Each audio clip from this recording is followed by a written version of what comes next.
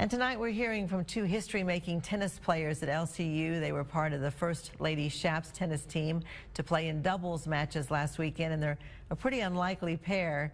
KCBD News Channel 11's Natalie Falconberry introduces us to the athletes who play together regardless of war. Anastasia Opolska and Anastasia Khrustaleva have both been playing tennis since they could walk. And although the two share a first name, playing as partners in a doubles match was not something they expected.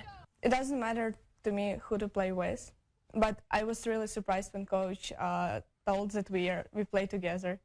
Opolska is from Ukraine and Khrustaleva is from Russia. Head coach Jason Speegle says the unlikely duo has a certain chemistry on and off the court. I feel like their playing styles complement one another. I see them on and off the court, and I feel like they get along with one another and like each other, and so that chemistry is there. Although the courts they play on are on U.S. soil, they both have more to worry about. My family lives in a relatively safe region. There are no active fights there, but it's still dangerous because of missiles. A big weight to carry for a college student. And they used to be in one great nation.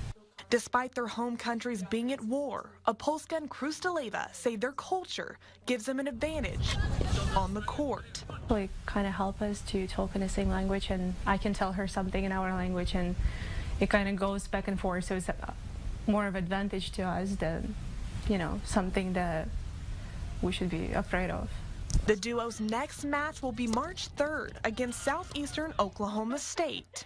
Natalie Falconberry, KCBD News Channel 11.